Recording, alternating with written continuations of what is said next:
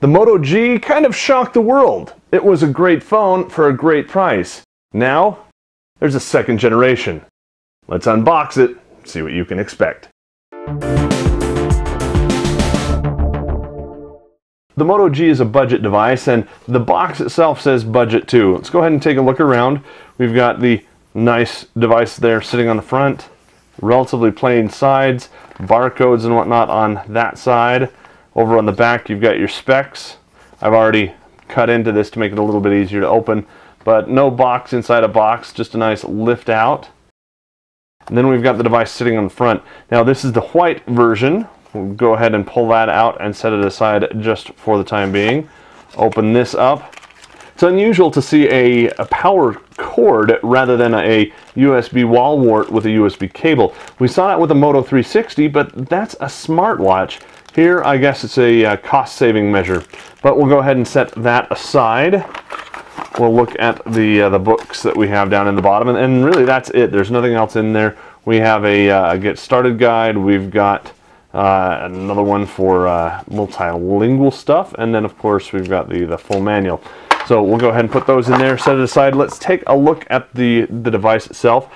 Very much like the second generation Moto X, you've got these big grills down here, the top and the bottom, and these aren't quite as pronounced. They're not quite as grilly as they are on the Moto X, but they're still very pronounced. You got a nice bevel on the screen. Now this is kind of unusual. I was going to say that there was a little line gap around there, but that was just the case not being snapped on tight. We've got our front-facing camera and of course other sensors and whatnot on here. Go ahead and take a look around. Like the Moto X, the Moto G has a top-mounted headphone jack coming around to the side.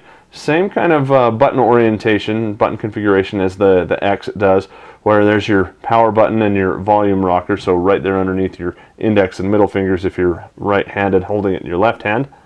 We've got our micro USB port on the bottom, nothing on that side.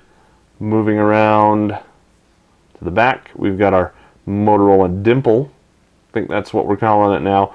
We've got our LED flash and our camera. We'll get into more details and specs about those in the coming days. So one of the things about the Moto G is this back cover is very, I was going to say very easily removable. Go ahead and just pop that off. Now over here we've got our SIM. So we've already got a SIM in there. Looks like we have another SIM tray that could be in here for other regions. This one does not. It's just a molded plate. And then we've got a micro USB or micro SD card rather up here on the top. So kind of nice. Got some other information there. Now you can put all kinds of different cases on here. Motorola was kind enough to supply us with a nice kind of a bright lime, reminiscent to what we've seen before. And of course a flip case or flip cover, which includes this little instruction sheet. We'll go ahead and take that out, set it aside, and we'll take this one's kind of a lavender fuchsia. Now if you saw our Motorola Power Pack unboxing, I mentioned that it had a kind of a grippy, almost a rubbery texture to it. Not quite rubbery, but kind of that, gives you that kind of feeling. Well, this is the same kind of texture, and it's really nice. It feels good. You're not going to drop this. It snaps onto the phone very quickly and easily. I like it. Unlike some of the covers that we've seen before that have this nice thick front on it, this does not have a built-in battery to extend your battery, although that would be really nice, wouldn't it?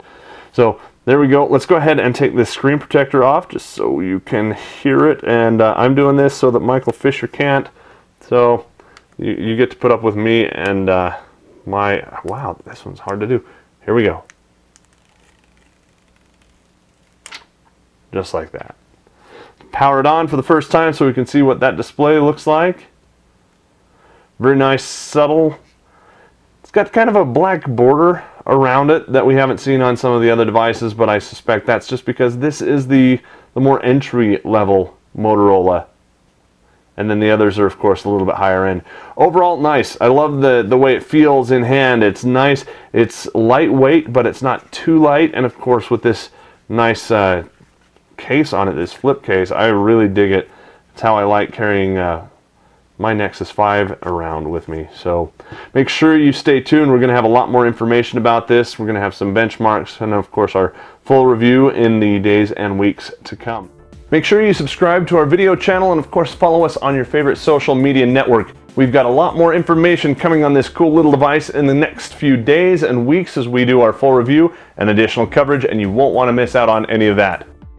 For Pocketnow, showing off the latest and greatest from Motorola, I'm Joe Levi. Thanks for watching.